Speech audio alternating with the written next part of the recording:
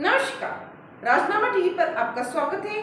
मैं प्रिया आपके साथ। राज्यसभा में संविधान पर चर्चा में गृह मंत्री अमित शाह ने मंगलवार को कहा, देश में लोकतंत्र की जड़ें पाताल तक गहरी है। इनमें अनेक तानाशाहों के अहंकार गुमान को चूर चूर किया है। जो कहते थे भारत आर्थिक रूप से आत्मनिर्भर नहीं हो पाएगा, हम आज दुनिया की 5वीं बड़ी अर्थव्यवस्था है। ये हम सबके लिए गौरव लेने का पल है, संकल्प लेने का पल है। शाह ने कहा, संविधान का सम्मान सिर्फ बातों में नहीं, कृति में भी होना चाहिए। इस चुनाव में अजीबोगरीब नजारा देखा गया। आम सभा में संविधान को लहराया नहीं, संविधान लहराकर झूठ बोलकर जनादेश लेने का कुत्सित प्रयास कांग्रेस के नेताओं ने किया। संविधान लहराने का विषय नहीं है, संविधान तो विश्वास का विषय है, श्रद्धा का विषय है। उन्होंने कहा, महाराष्ट्र चुनाव में संविधान बांटे गए, एक पत्रकार के हाथ में आ गया कोरा था, प्रस्तावना तक नहीं थी।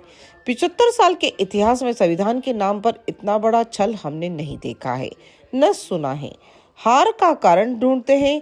बता दूं कि लोग जान गए हैं कि संविधान की फर्जी कॉपी लेकर घूमते हो तो लोगों ने हरा दिया। अमित शाह ने कहा कि कुछ लोग आज आरक्षण आरक्षण चिल्लाते हैं।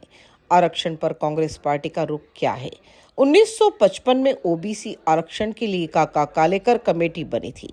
इसकी रिपोर्ट कहाँ है? हमने दोनों सदनों में ढूंढा, कहीं नहीं मिला। इस पर विपक्ष की ओर से टोका गया कि अर्ध सत्य मत बोलिए, ये बाबा साहब का संविधान है। कोई भी रिपोर्ट आती है तो उसे कैबिनेट में रखने के बाद सदन में लाते हैं। इन्होंने वो रिपोर्ट लाइब्रेरी में रख दी। इस रिपोर्ट पर ध्यान दिए होते तो मंडल कमीशन की जरूरत नहीं पड़ती। मंडल कमीशन की रिपोर्ट पर अमल तब हुआ जब इनकी सरकार गई। जब उस रिपोर्ट को स्वीकार किया गया, तब लोकसभा में विपक्ष के नेता राजीव गांधी ने सबसे लंबा भाषण दिया और कहा कि पिछड़ों को आरक्षण देने से योग्यता का अभाव हो जाएगा। मोदी जी ने ओबीसी आयोग को मान्यता दी, नीट यूजीसी में आरक्षण दिया। इन्होंने क्या किया? झूठ बोलना शुरू कर दिया कि आरक्षण बढ़ा देंगे। आरक्षण क्यों बढ़ाना है ये बताता हूँ। इन्होंने 50% से अधिक आरक्षण करने की वकालत की है।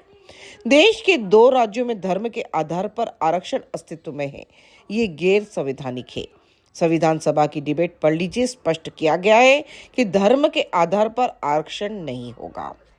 इसी के साथ बने रहिए राजनामा टीवी के साथ। धन्यवाद।